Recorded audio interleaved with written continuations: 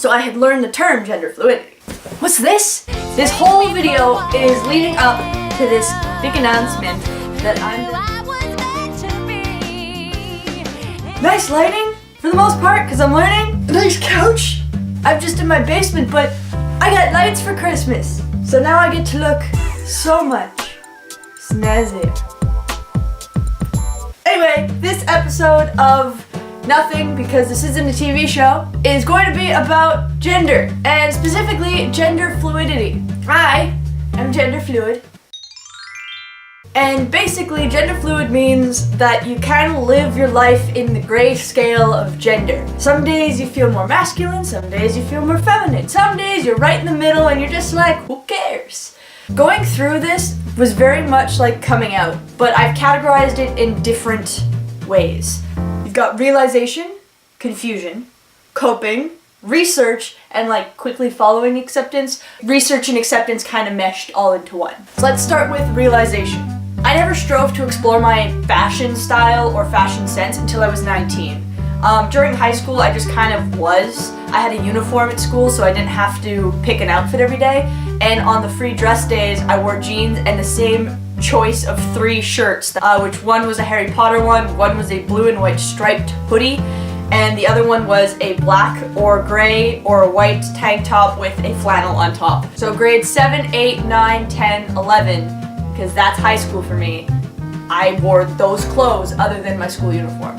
So only when I was 19 did I actually try and wear clothing that I felt not only good in comfortable-wise, but confident in. This was a very tricky thing, because now we are at the confusion stage. I was dealing with a breakup at that point that left me in a very deep pit of self-hate and low body confidence. And that's where I actually discovered the word dysphoric.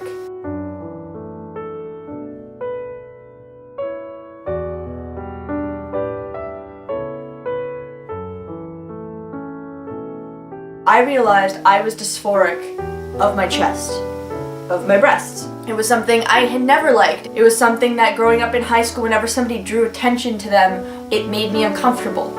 I didn't like that I was, and how I phrase it, evidently female. Was, still am.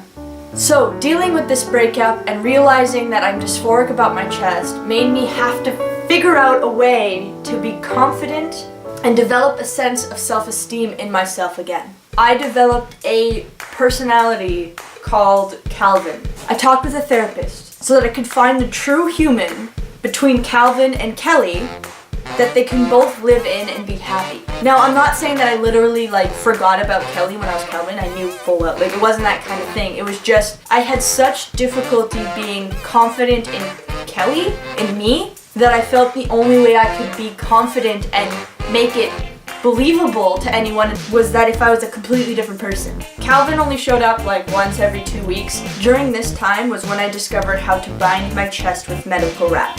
Now listen, don't do it. Any of you out there that are struggling with the same things with your chest like me, don't use medical wrap to bind your chest. It is so not good for you.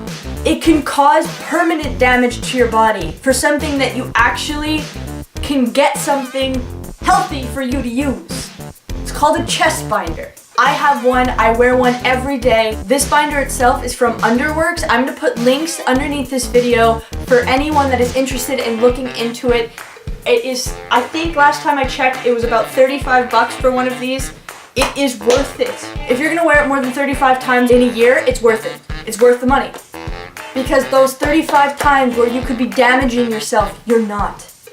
You can be happy and not hurting, but there's stuff out there. You need to do your research, which is where I started doing research. I started going on YouTube. I started looking up links. I searched a lot of transitioning from female to male because that's what I thought the path was that I was going down, but it wasn't. I didn't feel a complete and total misplacement in my body. At this point, I had found the balance between the Calvin and the Kelly, and I was full on Kelly, ready to just discover this new side about me and discover the new confidence that I freely had finally, which included getting the binder, which included trying to wear different styles, which discovered in my research how to do drag king makeup. And that's honestly really cool and something I will look into trying to do, because playing that confident character guy was a lot of fun, but I never would have realized that had I not done research and looked into things and just tried to discover who I was. It was during this time I had really learned what the word gender fluidity meant. Living on Tumblr through high school and through CJEB, you learn a lot. So I had learned the term gender fluidity. I had never actually understood what it meant. Because to me, at the time, it was, you're a girl or you're a guy. That's it. You can't be in middle. When I finally understood what gender fluidity meant, I finally felt a place where I was comfortable being every facet of me there was. This whole video is leading up to this big announcement that I'm very excited about, is I'm getting surgery. I'm getting a breast reduction surgery, which means that I will not have to wear my binder every single day. And my surgery date is January 25th.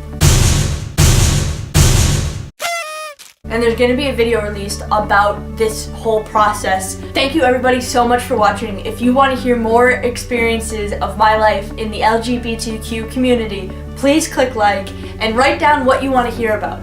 I'm here to share, to be, to live, and to love with you guys. That's all for today. If you haven't subscribed so that you don't miss out, especially with the video coming up in February that's going to be about pre and post-op, hit the little bell and it'll notify you when I upload so you don't miss out on my video when it comes out, so I don't get lost on your newsfeed amongst all the other amazing YouTubers there are in this world. So thank you very much. We'll see you next time. See ya!